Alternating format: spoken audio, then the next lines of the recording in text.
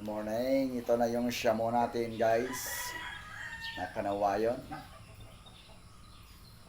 Nabili ko ito 500 pesos noong 2 months old. At ngayon ay malaki na.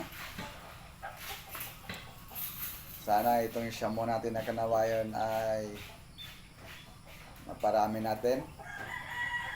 At mabigyan natin ng ating mga kaibigan. Bakit nga ba hindi pa tayo nakapagbigay? Kasi sambot kasi yung ating mga manok, guys. Kaya hintay-hintay lang. Maparami natin ito. Okay ba, guys? Tikas ito, guys. Salamat.